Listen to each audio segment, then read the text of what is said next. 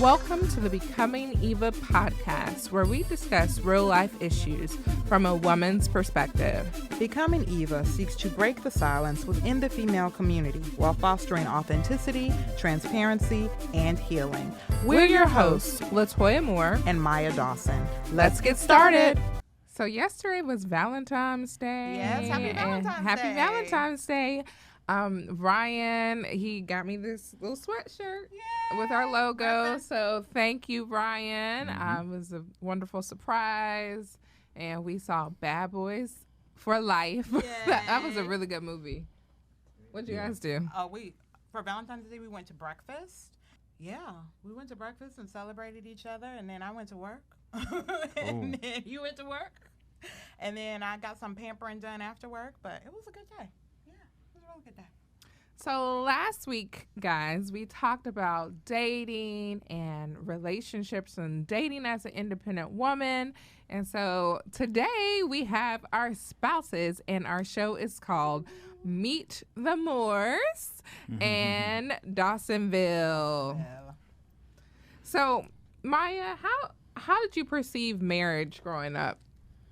Honestly, marriage for me was not visible, at least in my immediate family. I come from a long line of strong, independent Black women. And so in a lot of cases, there were single parents. You know, my grandmother on my mother's side was a single parent. My mother was a single parent. My aunts were single parents. And so it really was not until, probably early adolescence, high school, that I became exposed to more married couples, aside from what I saw on television.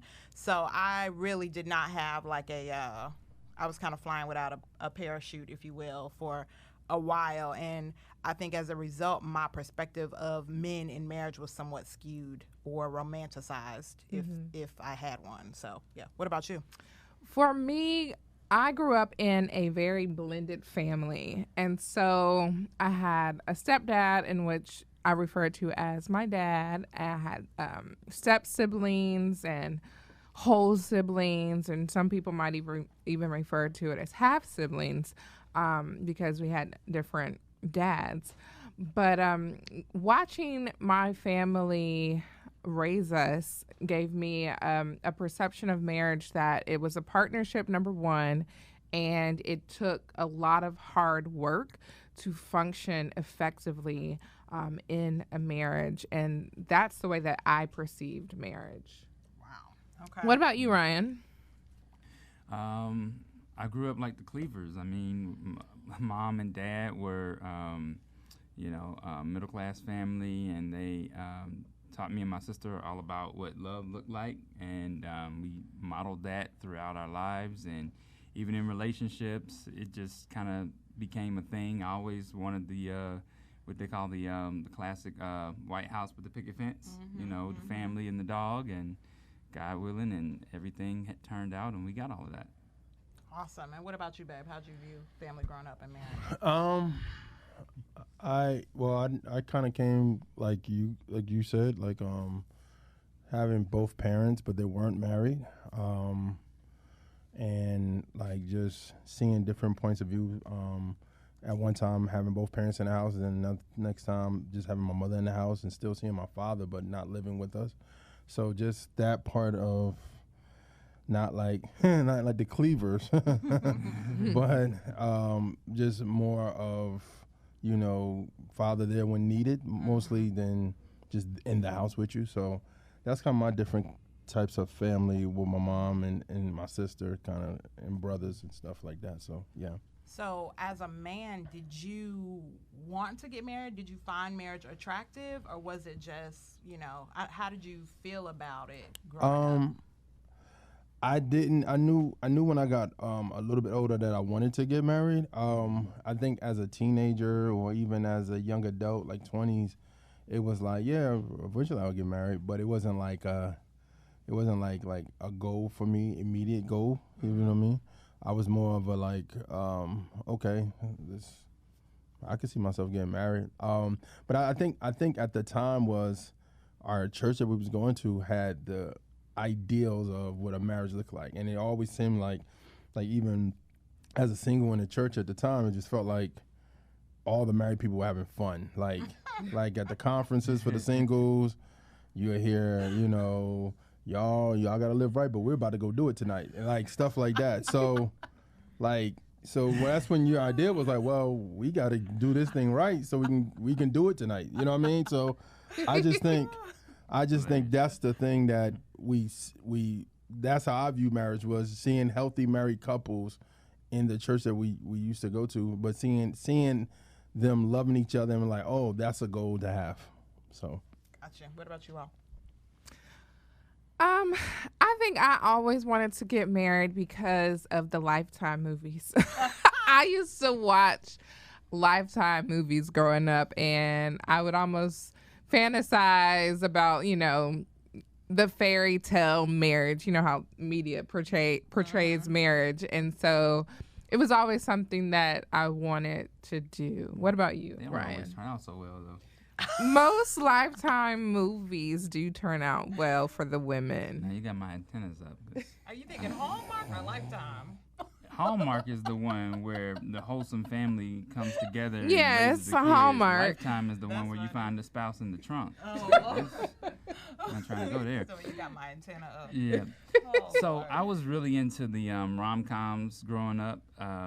Really? Watching movies, television. Yeah, watching movies and television. Wow. And so I always saw like the perfect example of, you know, the overcomer love story. When you think about Julia Roberts in the movie, I can't remember the name of the movie. Best Man. Oh, I was Best gonna Man say, Wedding. please don't say Pretty Woman, but go. Yeah. And then you think about, you know, all the other types of movies where you see the families together. Like, you remember Beethoven, you remember Dennis the Menace and things like that. I always saw that family as a whole. So to me, yeah, I always wanted to get married. It was one of those things where, you know, thank God when I was like in elementary school, I discovered that I like girls, and I always played house, and, you know, had that idea in the back of my mind. He played with dolls with his sister, y'all. Yeah, Dang. so I had a sister who was that was the man. only way I could really, like, you know, connect with her. Yeah. So yeah, I had a couple of dolls and named them. My dad was like, you know, What back are you and back doing? when he saw them. Yeah, back and back when he saw that. But it worked out. You know, I was always secure in my manhood. Yeah, You know. you were being prepared. Yes. Yeah. And my sister was my role model. I still look up to her to this day. She has always been my rock. And so every time I see her do something, she got married first. She had kids, and I was like, okay, I'm gonna go that way. Okay, I'm gonna go that route. So she's always been That's awesome. a role model. There's nothing wrong with playing with dolls. Nothing Ryan. wrong with it at all. I had I know. a male cousin. We're gotta the tell same me. age when he grew up, and he had a Cabbage Patch Kid, and he's a great father. Like, I Yeah. always just took it to mean like, wow, he's a nurturer. Like, you know, great. Yeah, I father. don't think he to the- wanted people to know that, though. I went to the Yeah. Cabbage Patch. I don't think hospital he's like, thanks. with my sister's Girl Scout troop, and got a Cabbage Patch then too. My dad wasn't happy about that one. Though. He's not happy about that. I thought you were going to say, like, He's G.I. cradling it. Was he Joe's, cradling it? Wrestling Man. Well, I was gonna say, do you want to talk about your Yeah, I mean, I was playing with wrestling men, too. Like, wrestling men, action figures. figures. But, which course. you still have an affinity for? yeah, I but- still do. Yeah. I still Okay, do. so- All I'd love right. to see So, I would. secrets from the Morris and You'd be Dawson. shocked that a lot of people I mean, this ain't you guys kind of space, but in the Christian hip hop are collectors of married Oh, yeah. and collectors of Wow. action figures. But go ahead. Thank you for that tidbit. So how did you prepare for marriage, Maya? You know what? I knew growing up that there were certain things that I wanted for myself that I wasn't experiencing. Like I saw the struggles of, you know, single parenting. And so I knew, like, you know, I want a partner in this life, you know. And Chris mentioned earlier, you know, in college, we were a part of the same ministry and at the same church and into our young adult years. And there was a high regard for marriage in that environment as well. And so I knew early on, like, this is what I want for myself. I haven't seen it growing up, but I knew this was what I wanted. And so for me, preparation-wise, I did a lot of work on me, you know, and it looked different in different seasons, but you know, I, you know, focused on strengthening my relationship with God. I focused in on, you know, being healthy emotionally, you know, not carrying my daddy issues into any relationships with men, you know. And so I did a lot of work on me, try to get my finances in order, you know, not living in debt, but really, like we talked about last week, trying to be that independent woman so that I wasn't carrying baggage into whatever relationship God had for me. So I really tried to be whole and content too. That was another way that I really was trying to prepare for marriage, because I had to get to a place where I was like, yes, this is a desire that I have, but I'm okay if it doesn't happen. And it wasn't until I got to that place that, you know, we started dating. So yeah. How about you? My biggest thing was education to prepare for marriage for me. I watched my mom go to school and take care of 6 kids, and she was constantly in education and pursuing degrees, and I would just watch her stay up so late at night and still being an excellent mother, cooking, cleaning. And it was very stressful for her trying to go to school and take care of a family.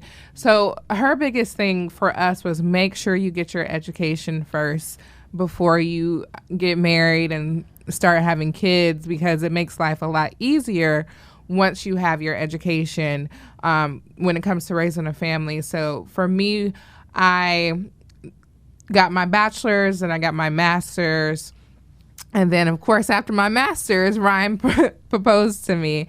So it seemed to line up. I mean, I'm still open to possibly more education, but it definitely makes my life a little easier knowing that I don't have to finish a degree while I'm taking care of 3 kids Amen. and a spouse. Okay. How'd you prepare, Ryan? I was selfish.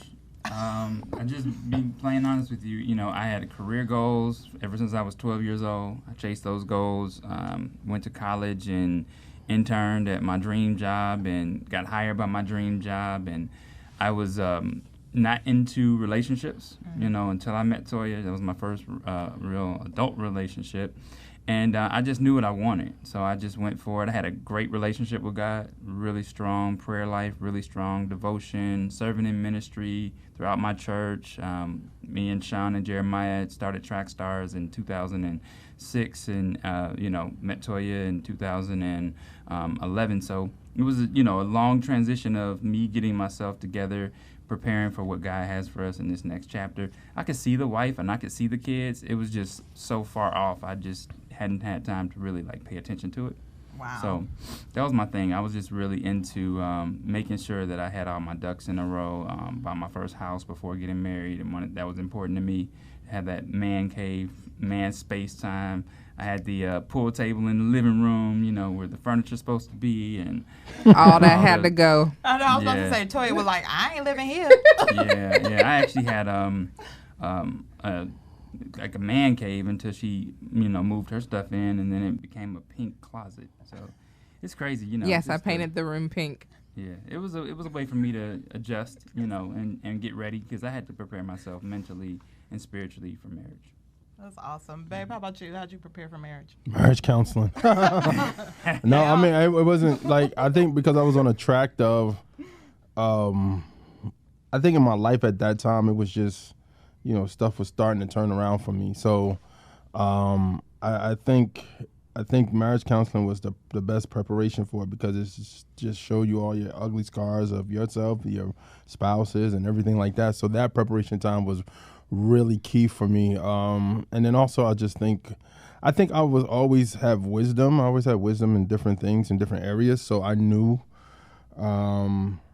what to do and carry a household, even if I was by myself. So I never kind of lacked in that area, you know. But I think marriage counseling was really a key point for me. It was like, okay, this is your preparation time to learn this person, even past the ahs and oohs, you know what I mean? So That's awesome. All right, y'all, it's time. It's interview time. So we're going to start with the Moores, and I will be your interviewer. All right. All right, so we'll start with his story. So, Ryan, can you tell us how you and Latoya met?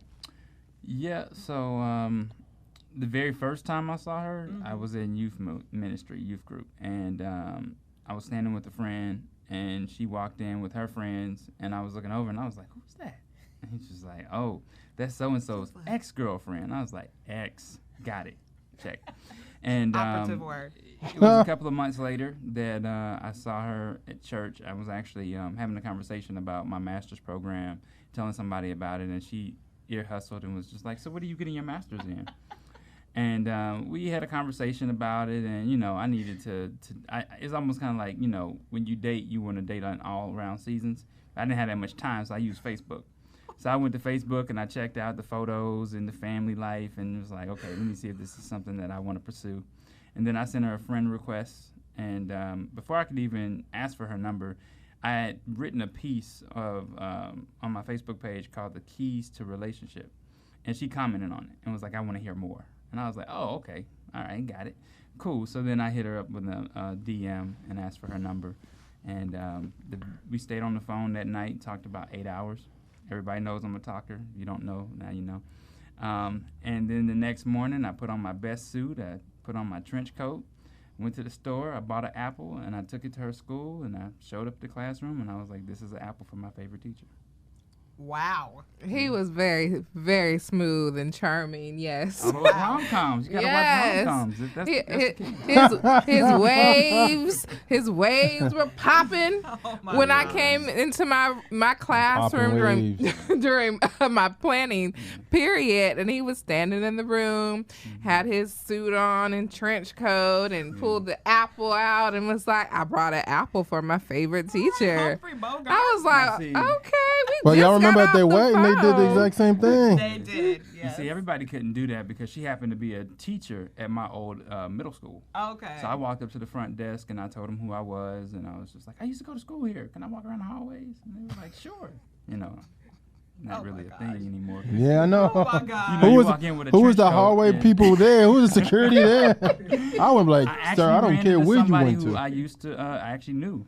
Like, one of the old administrators was still there and remembered me. I was a fighter in school, so I was known for ISS and suspensions, so they remember me. He was and they still let you walk real. around? Bad boy Ryan. We found out all the deets. They still let you do it? Okay, so what made you pursue Latoya? That phone conversation.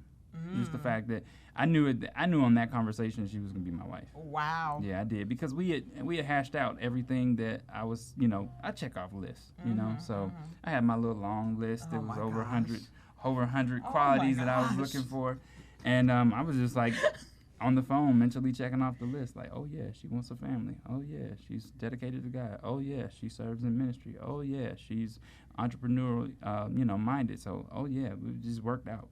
Wow. Everything. Okay, so let's fast forward. Well, actually, for y'all, we're not fast forwarding too far. But when did you propose? Tell us about how you proposed and when you proposed. Okay, so again, you gotta watch those rom-coms. Let's see. First thing I did was to like really set myself up is I got my tax return, and I broke into her house. Yeah, broke into her house. Okay, this is not romantic. Yeah. Well, listen, I have to have my own story. Broke into I have to have my own story. This is why it's called his story, because Tori gonna come and clean it up after he done. But go ahead, not carry much to on. clean up though. So I broke into the house and I set up Valentine's Day for her. So it was around Valentine's Day, and I actually was like budgeting my money. I was like, this Valentine's Day, this is gonna be the ring money, and I knew she was coming up to her graduation, and I saw a rom-com where somebody had proposed at the Proscenio building in Boston. It's the highest building with the restaurant on the rooftop. And I saw a rom-com where they hid the ring and the ice cream or the cake or whatever. So I got with the waiting staff when we went out for her graduation. But what I did was unique. I actually took her ring shopping that day. I was like, let's go look at some more rings, right? And so I already had the ring in my pocket. It was good to go. And then we had our dinner, celebrated her graduation, and I had the waiters bring out the ring from the back of the kitchen, and she came out, and they came out with a big candle on it. So. Well, we prayed, remember? Oh yeah, that's right. I was praying for them, and they brought it out while I was praying. I told them, I said, they brought it out. When you see me bend my head and close my eyes, then that's when I want you to. And the prayer was like extra long. And I was like peeking a little bit, like, is he still praying? Because he kept kind of repeating some of the, same things. So I was like nervous. But then, I didn't see the waiting staff come up yet. And so by the time she opened her eyes, the ring was in front of her. That's awesome. The School of Rom-Com. Yes. Thank you. Okay, so let's fast forward a little more. How did life change after marriage? Wow. So, it was my first relationship. It's first time ever living with somebody and sharing space. And it was an adjustment to see my furniture go out the door and see hers come in. So, it was just that boundaries thing. That was changing a lot. But I always had a rule, and I stick to this rule. I control the remote control. That's my thing. It's like I cannot sit down and watch something that I'm not interested in. She likes this Snapped television show, and so it really has a hard time with me when I can't control things. So we need to pray for Toya. Having that space and all that kind of stuff just changed for me. But then also, we grew up fast because we got pregnant in our first year. So finding out that the baby was on the way and buying a new house and all that kind of stuff and trying to, make room and then expand our territory was a challenge. Awesome. Okay, last question before we move on to Toya, because I know you bursting at the seams. Like I got to clarify some things. Should I remember things? Give me your greatest joy and your greatest challenge in marriage thus far. The greatest challenge has honestly been trying to go down the entrepreneurial route and hoping that the person that you are laying next to believes in you as much as you believe in what you have. And, when those things get hard and when you get discouraged and you want to give up on yourself, you're just like praying to God, like, I hope this person doesn't give up on me too. Yeah. So that's been a big challenge is that, it eats into family time. It eats into devotion. It eats into, time with your spouse. It eats into everything you do trying to, chase this dream that God has for us. And so that's been the biggest challenge. I think the biggest joy is, of course, having our kids, being able to see little mini hers and mini me's, more mini me's than her. But just seeing, the kids take after our personalities, and whenever our child, our middle child does something, rambunctious or crazy, I can always see myself in there, like, I used to do that. So I understand her better, So it's like seeing kids and being able to, see their patterns coming out of your lifestyle and your lifestyle coming out of theirs has been a joy. That's awesome. Thank you, Ryan. Thank you. All right, Latoya, do you have anything to add to the story of how you all met? I sprained my ankle at church that day. It was cold. It was in January, and my car broke down. So my neighbor gave me a ride to church, and so he was talking to my neighbor's son when I came up. I wasn't ear hustling like he said, but that was my neighbor's son. So essentially he was my ride.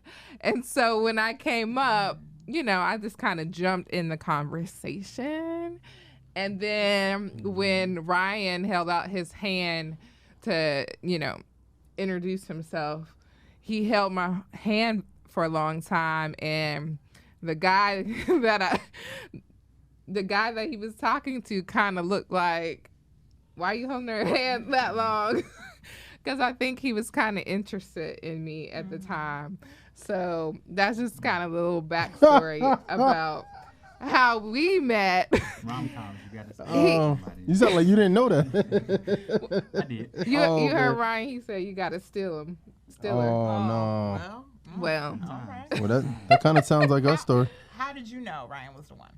I knew that day, actually. It was something internally. The Holy Spirit just kind of gave me that discernment, like, he's the one.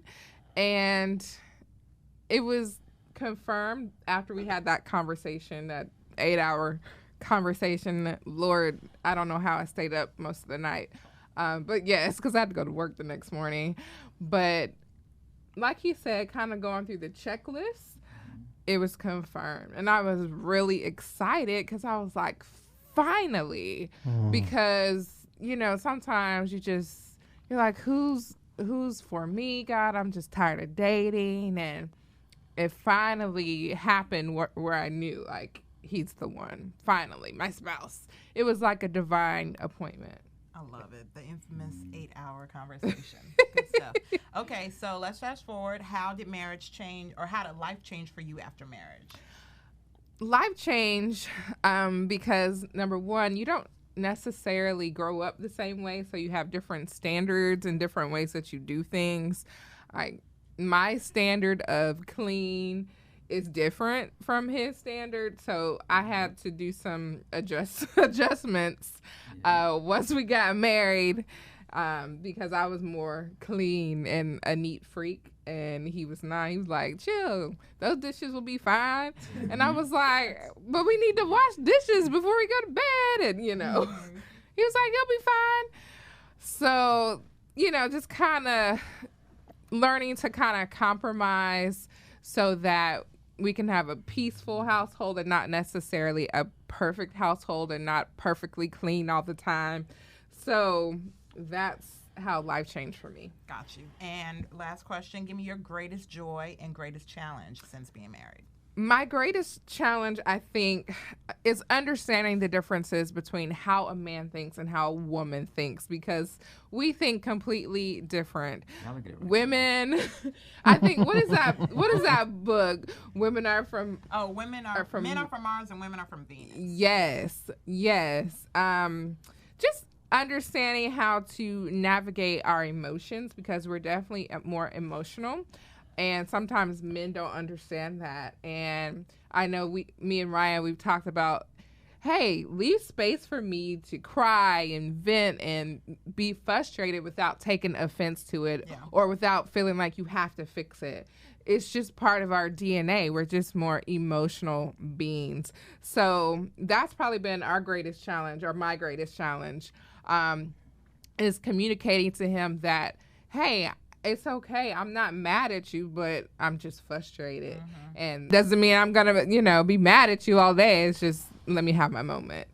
And my greatest joy is definitely being able to learn Ryan and see him grow and develop into a husband and a father of 3 little girls.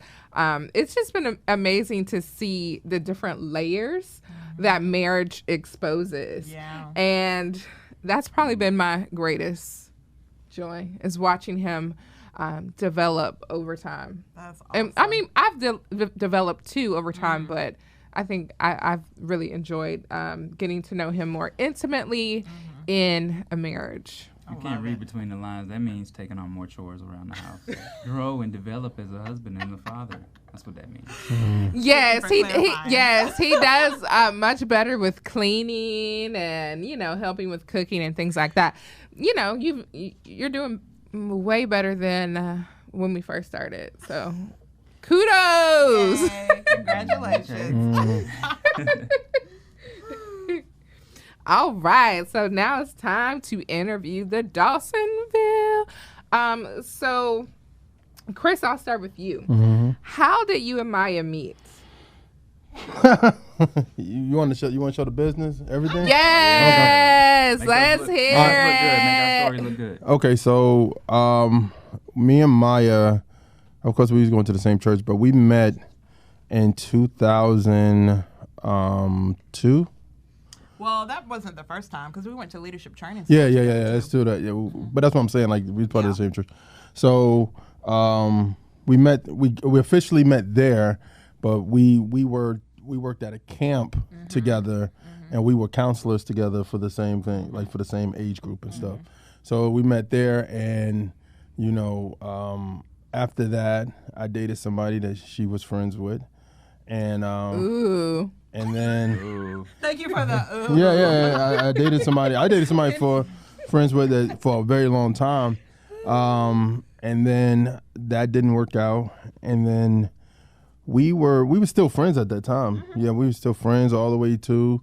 I knew after that situation, I was like, I asked God. I said, God, I really want to marry somebody who I'm already friends with, because I think that experience was good, but I think that experience taught me that you need to know somebody before getting into a relationship with somebody versus trying to figure them out. And I think where I was in my life, I was like, I just don't want to figure nobody out no more. I want to know that person. Even if I'm still figuring mine out to this day and still learning and everything like that. But at the same time, I knew I wanted something where I was friends with the person for real. And then a lot of people that I knew that were like my leaders at church or whatever, some of them were married to people that said they were like, I'm friends with her first, I was friends with him and XYZ.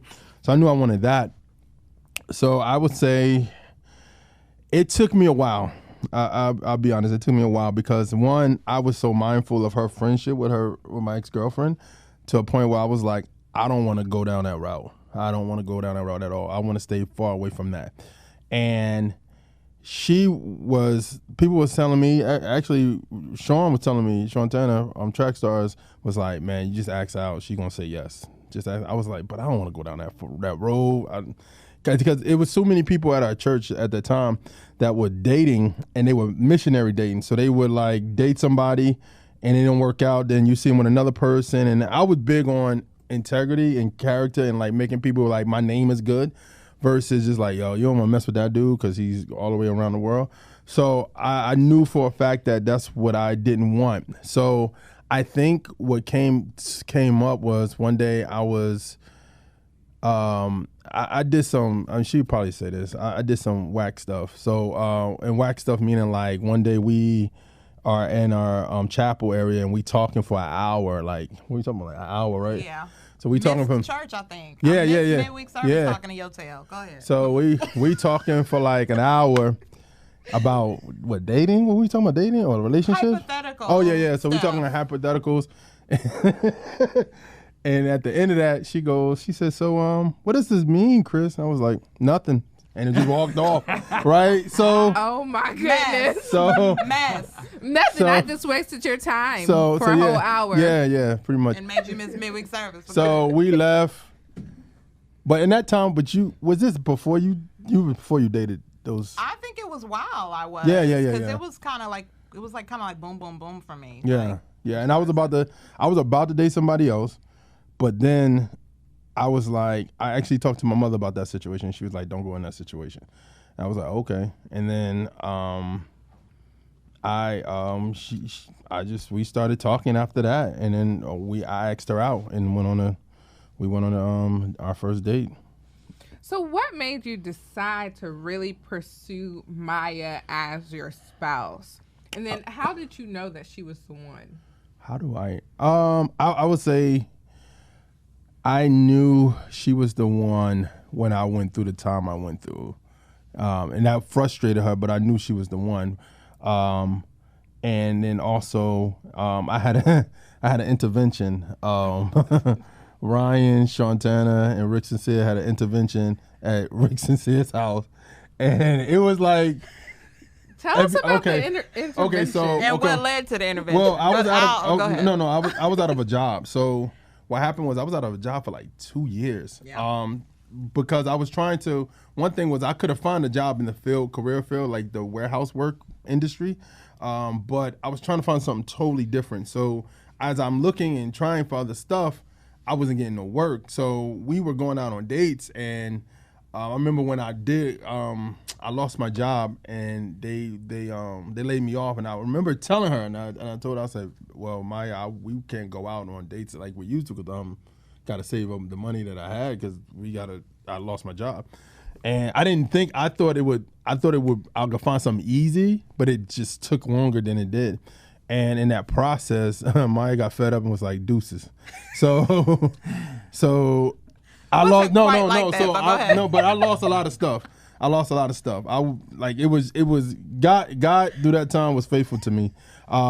So at that time, fast forward, going back to what I was saying, the intervention, we're in this thing and I'm thinking like we're about to do something totally different, and then it's boom, like reality hits you with 3 guys that you like, what's going on? So after that, an intervention. After that, in that conversation, it went from you got to get your job, I know somebody can get you a job, and then somebody else was like, you need to get Maya back. I was like, what? And then here's the funny thing. I think I got cocky too because when Maya broke up with me, I was like, you know what? Forget her. I'm gonna go out and go hard in the paint. I was so in my mind. I was like, forget her. He was singing, "You don't have to call." Go Yeah. ahead. So I was like, forget her. I was like, forget her. I don't need her. And Shantana was like, no, bro, you need her. You need to go get her back. Good job, Sean. You need to go get her. I was like, nah, man, I ain't messing with that. No, go get her. So then we met and talked over some stuff, and then we got back together, and then stuff just started turning around for me. I eventually got a job and positions and stuff like that, and then after that, when I just knew her standing by me when I really didn't have anything stuck out for me.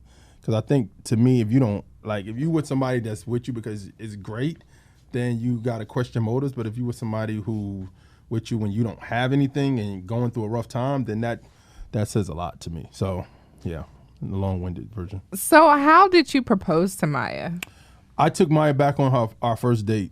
So our first date, we went to a movie, we went to a coffee house, and honestly, we went back to the chapel. So what happened was I had different landmarks that we did on each date that we had, like a significant date.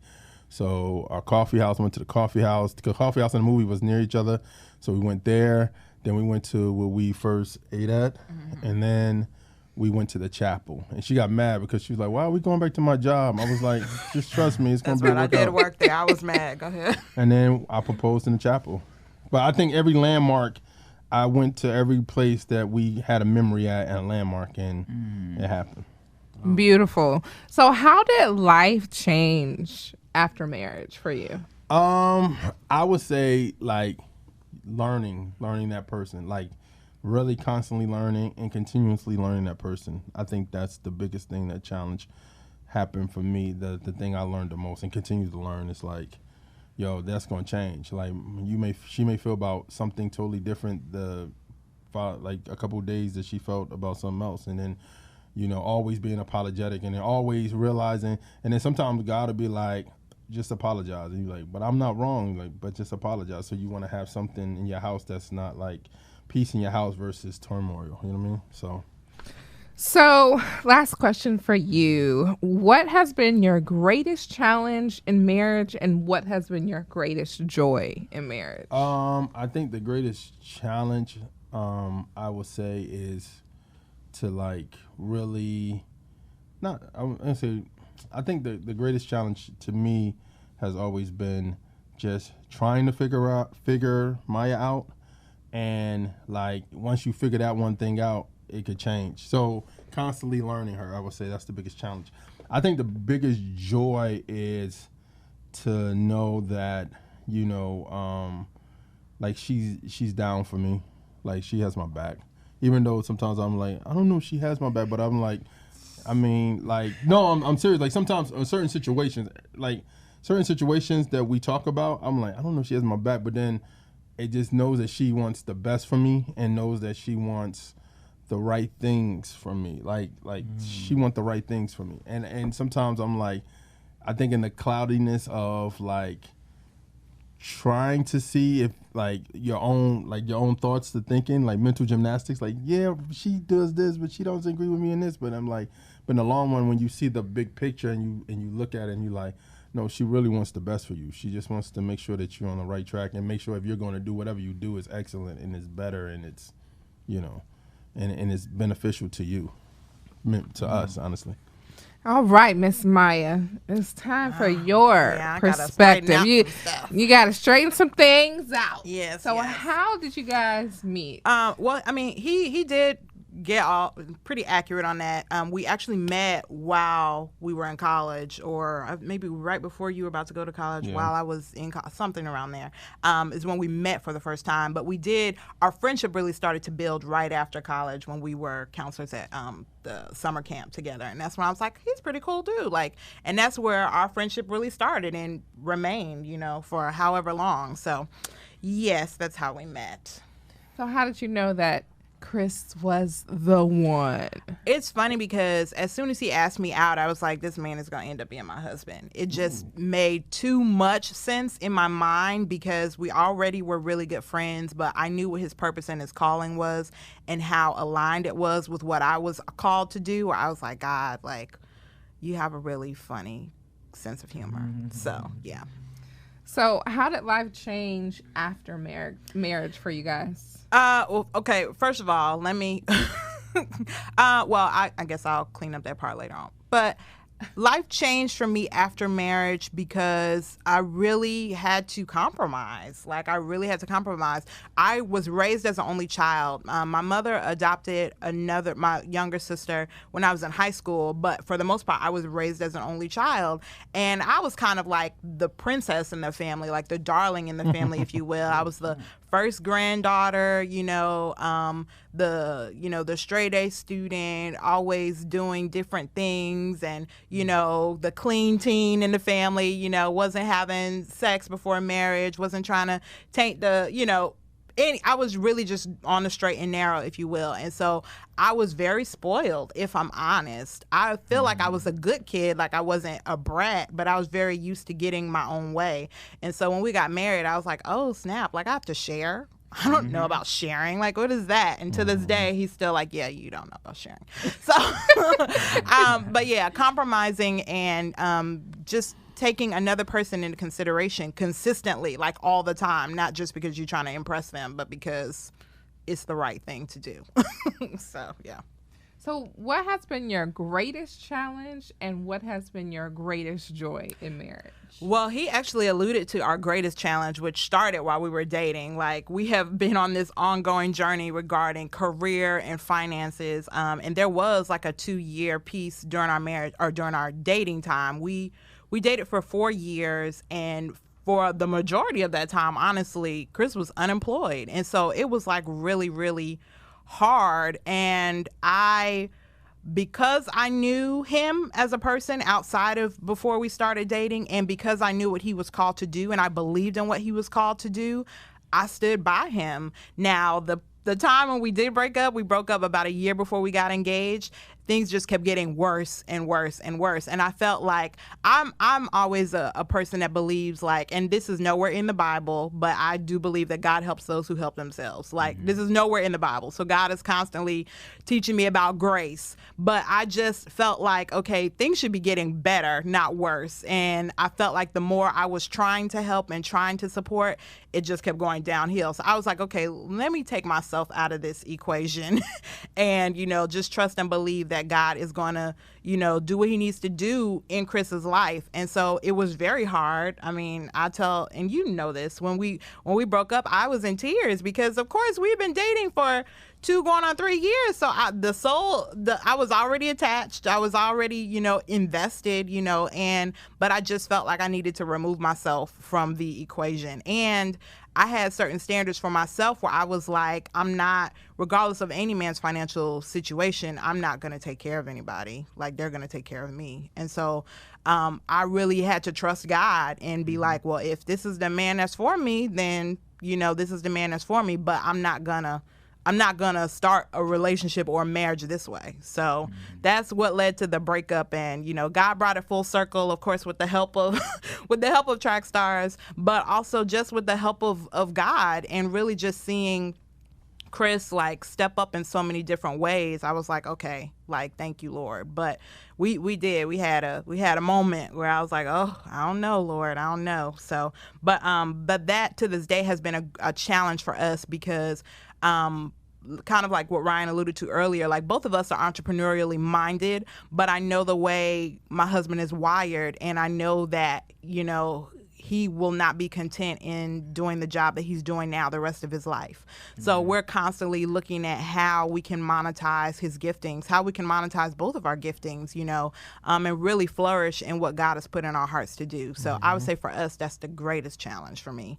And then, of course, the greatest joy is really doing our purposes together. Like, I love when we work together on projects. I'm like, this is why one of the reasons why we're together, because I just feel like we complement each other so well as it relates to arts and entertainment. So, Awesome. So now it's time for our newlywed game. So Yes. Maya, can you explain this game? I'm a little nervous about it. Don't be nervous. Don't be nervous. So, okay. If you guys have seen the wedding shoe game, then you kind of know what I'm talking about. I'm not going to ask you guys to take your shoes off. We don't have time for all of that. But I am going to ask you guys to answer a couple of questions. So I'm just putting these questions here together, and I will demonstrate first with you guys. Okay. So you'll know what's what. Okay. Here we go. So here are cards. These are ours, and these are yours. So take one. Each of you should have both of your names. Okay. There you go. All right. Oops, sorry, that's my water bottle down there. Okay, so each of you should have your own words for the person's name. So I'm going to ask a question, and you put up the name, you show the camera, the name of whichever person you think this identifies with best, okay? We're not there yet. Oh, okay. Follow instructions. Okay. So the first question is, who said I love you first? Is that true? Yeah, okay, that's true. both of y'all. Okay, cool. All right. Yes, he did. Second question is, as far as the girls are concerned, who's good cop? Definitely Ryan. Okay. And then the last question is, who is the better driver? Ah, we see. That's good. That's funny. No. That's funny. Yeah. Okay. Mr. Moore over here struggles with road rage a little bit. I'm the better driver. Yeah, but I always feel like I'm about to get a mailbox in the teeth when she drives. Oh my gosh. When I'm on that passenger side, it's like, Oh my gosh. you see how close that mailbox is to the mirror? Oh my I gosh. guess we need to for the audio tell them who won. Well, when we're doing it's, these. yeah, that's true. Okay, so for the first one, as far as who said I love you first, it was Ryan, right? Yes, it was Ryan. And then for good cop with the girls was Ryan. Yep. Was that right? Yes. And then we had good cop over here. we had a draw for who's the better driver, which is good because you guys honestly think highly of one another, right? Did you put the opposite person up? But me. Oh, put never mind. myself up. I'm the better driver because Never mind. Mr. Moore over here has a little bit of road rage. Oh my That's gosh. okay though. I mean, driving road rage is, Oh my yelling gosh. at somebody who's in front of you, but driving is Hilarious. Okay, Driving. Like, so you're just there safely and without. okay, people we thinking. moving on to Dawsonville now. Thank you, Ryan. Okay, for those three, these are your questions. I don't know if you can see this, but who's that? Who's that? And who's that? You see what All I'm talking right. about? Okay. Dawsonville. Let's go, Chris. Don't let her go to First sleep. question. Who's the troublemaker of the family? Ooh, and both are holding up Chris. Why is he the troublemaker? See, always starting stuff. Even if he's joking, I'm like, okay. Just the other day, we were on the way to, he was dropping me off at work, and I was like, is it your goal to just like piss me off before I get out the car? Like, just to make, and I know we keep it live in Dawsonville. But anyway, I was like, is that your goal? And he's like, I'm just joking with you. But I'm like, really? You like joke to the fullest. So he's the troublemaker. He's a big troll. Okay, next question. Who has the final word? I assume that's an argument. Yeah. Who has the final I word? know that is. Oh, You ready? You still I'm thinking? gonna say that. Uh-oh, we have a draw. Well, I'll Chris say- is holding up Chris and Maya's holding up Maya. So who has the final word in the argument? Well, I think I would say it depends on what we're arguing about. That's true. So I think if it's something where I don't see it, and she's like, "No, babe, it's this. I'm telling you." Blah, blah, blah. I'm like, okay. But if it's like, you come to me for big Yeah, situations. decisions, you have the final decision. But Yeah. usually when we're arguing, or as we like to say, going tit for tat, I usually don't know when to quit. Yeah, so. you don't. But then I can bring it back too. So that's what I'm like. Yeah. So it's equal, I would say. But I could defer. If the Holy Spirit kicks in, I defer. Amen. He does. He's really quick to Amen. apologize. Help me, Lord. Go ahead. All right. So who's the messy eater? Chris doesn't deny it. They're both holding up Chris. Mm-hmm. All right. All right. Noble character acknowledgments? Yes. You have any? So if you know of a woman that you want to give praise to, a shout out, or recognize for making a difference in their family, neighborhood, or on their job, then please go to our website at becomingevatoday.com and submit their name in the Noble Character tab. And so today, since we are with our spouses, we're choosing a spouse or a marriage couple that we want to recognize as noble characters. So, Ryan, you want to tell Becoming Eva audience about our noble character submission? Yeah, our noble character couple this week is Curtis and Bobby Mentor. And they are members of our home church, Word of Faith. And they have been just pillars throughout our church over the years, serving in different ministries. They have helped out with the young adults and have helped reared a lot of our young men and women into godly and faithful relationships. But they have been fostering for years children and just being open hearts and open minds to whatever God puts in front of them.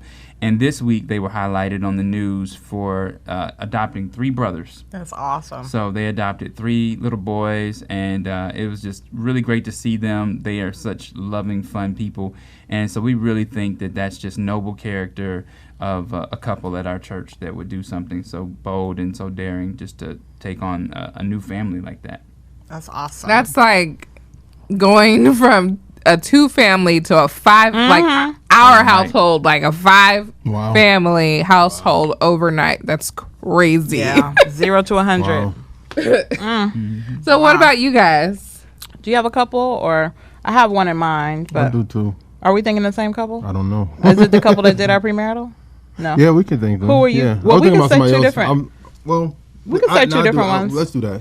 Okay. I was. Well, I guess we'll We gotta acknowledge. discuss this thing. I know. I didn't. That was on me. I didn't go to him about this one. But I was gonna say, if you want, you could do. We could do 2 different ones. Let's be. That's fine. Let's be yoked. Oh, amen for being yoked. Okay. So the couple that we're going to highlight are the Sumters, Ron and Patrice Sumter. And you kind of alluded to it earlier. They actually facilitated our premarital counseling and were very instrumental in that. And then also after we got married, helped us find our first home.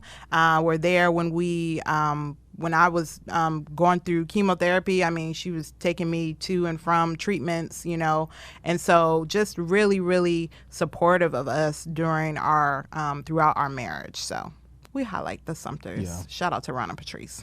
Woo-hoo. All right, time for our Becoming Eva challenge. Did you receive any feedback from last week's challenge? I did not. Did you? I Did you did receive not. any? Okay. Well, hopefully, if you guys watched Dating as an Independent Woman, it's not too late, to find someone that you want to glean from as a married couple. And this is whether you're single or married, to really help and support you in your pursuit of marriage or in your current marriage, But this week's BE challenge is actually to connect with a marriage mentor couple. Oh, I think I said the challenge for this week, my bad. But this week's challenge is to connect with a married couple, whether you're single or married, to glean from. And so we want to encourage you to do that if you don't already have a couple that mentors you, that inspires you. And again, this is whether you're, aspiring to be married or whether you're already married. I think it's important to learn and grow together. So Yes, and if you don't have a good role model at home, like if your parents weren't married, or if it's not a good model for you, then don't be afraid to reach out and connect with some other people so that you can be exposed to more views on some positive marriages. Yeah. So that you can glean from other people to aspire to. Yeah. And you hit different seasons in your marriage. So, one couple may be great when you're newlyweds. Another couple may be great as you're, going into parenting or, becoming empty nesters or what have you, having entrepreneurial goals. So it may hit different seasons. So that's okay, So next week's topic is called the rules of engagement. Maya, do you want to tell them a little bit about what we're going to be Yes. talking about next week. Well, I will say this. We had a lot of feedback before, during, and after last week's show on or episode on dating as an independent woman. And so we really felt we needed to revisit some things. So Rules of Engagement is going to cover relationships, whether you're dating or whether you're married. But we're really going to kind of go from one end of the spectrum to the other. And we might have a guest, I think, that week with us as well. We're going to have a guest. Yeah. So all that to say, you don't want to miss it. Whether you're single or married, we're going to continue the conversation on relationships and talk about rules of engagement. All right. So don't forget to subscribe to our podcast on the podcast app. Subscribe to our YouTube channel. Follow us on Facebook at Becoming Eva Today. That is one word. Follow us on Instagram and Twitter at Becoming Eva Today. See you soon. Don't forget to like us on Facebook, Twitter, and Instagram. Click subscribe on YouTube and subscribe to the podcast. Check us out at becomingevatoday.com. Or email us at becomingevatoday.com. See you next time.